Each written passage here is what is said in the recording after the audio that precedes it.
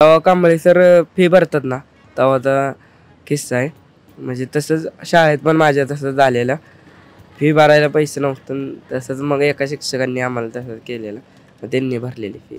जेवढी 8वी माझ्या जवळची होती तेवढीच 10वी पण माझ्या जवळची. जिथं कमी तिथं मी असं आहे ना. म्हणजे आता समजा आब्याची कुणाबर भांडणं झाली किंवा दुसऱ्या इकेची वगैरे भांडणं झाली तर तिथं मी गेलो ना, मला बरं वाटतं. राव मित्रांसाठी मी साथ देतो. लक्ष्मीकांत बेर्डे सर, त्यांच्या डोळ्यासमोर आदर्श ठेवतो.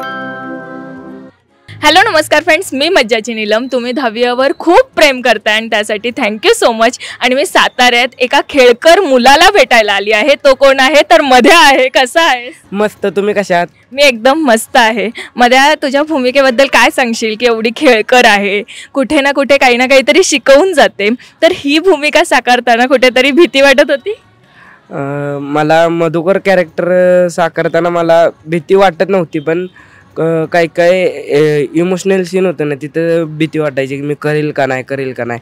आणि कॉमेडी काय मी पहिल्यापासून करतो आणि मला बरं वाटतं की मला जे करायला भेटतं ते मी करतोच.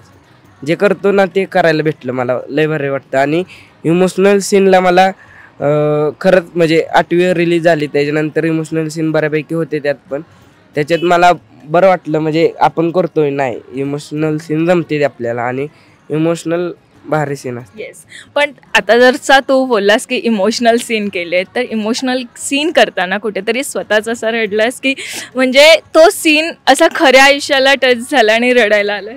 हो आले. कधी?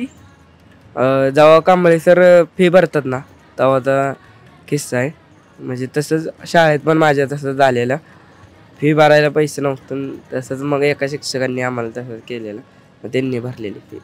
हो, पण आईवडिलांचे काय प्रतिक्रिया येतात जेव्हा ते बघतात की आपला मुलगा एक इमोशनल सीन करतोय, खेळकर सीन करतोय, सीन करण्यापेक्षा ती भूमिका साकारतोय, तर त्यांना किती आवडतं हा मध्या?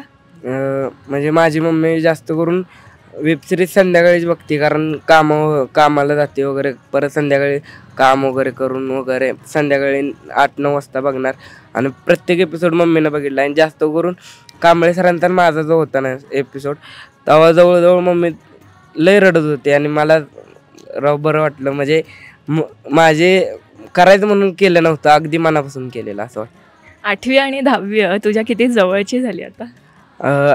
जेवढी 8वी माझ्या जवळची होती तेवढीच 10वी पण माझ्या जवळची आहे. कारण असं म्हणू शकत नाही की 8वी काय बरं 8वी पण चांगले आणि 10वी पण चांगले, त्यामुळं कुणाला कमी लेखू शकत नाही. कारण 8वीमुळं आपल्याला 10वीमध्ये यायला संधी दिली आणि 8वीनं एवढा प्रेक्षक जोडून नेला ना, त्यामुळं आम्ही 10वीपर्यंत आलो. हो, पण सगळेजण असं बोलतात ना वेबसिरीज ही पाहिल्यावर की मध्यासारखा एकतरी मित्र असावाच. तर तुला किती छान वाटतं जेव्हा अशा कमेंट्स येतात, प्रतिक्रिया येतात तेव्हा? मला म्हणजे जिथं कमी तिथं मी असं आहे ना. म्हणजे आता समजा आब्याची कुणाबर भांडणं झाली किंवा दुसऱ्या इकेची वगैरे भांडणं झाली तर तिथं मी गेलो ना, मला बरं वाटतं. राव मित्रांसाठी मी साथ देतो. मग सेटवर पण असंच असतं ना, जिथे कमी तिथे तू? हो तसंच आहे. कारण पण मध्याला पुढे जाऊन काय करायचंय? ॲक्टिंगच करणार आहे. ओके, कोणासारखी भूमिका किंवा कोणाला आदर्श मानतोस? लक्ष्मीकांत बेर्डे सर, त्यांच्या डोळ्यासमोर आदर्श ठेवतो. वा, खूप छान. काय सांगशील की 10वीमध्ये अजून आम्हाला काय काय बघायला मिळेल? म्हणजे मध्याचा किती खेळकरपणा अजून दिसणार आहे? माझ्याचा खेळकरपणा असं नाही की कमी झालाय, उलटी जास्त झालाय.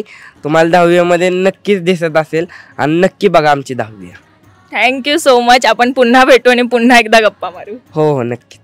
मराठी मनोरंजन सृष्टीमधील मालिका, चित्रपट, नाटक तसेच कलाकारांबद्दलच्या नवीन अपडेट्स जाणून घेण्यासाठी नक्की सबस्क्राईब करा इट्स मज्जा मराठी या आपल्या नवीन यूट्यूब चॅनलला.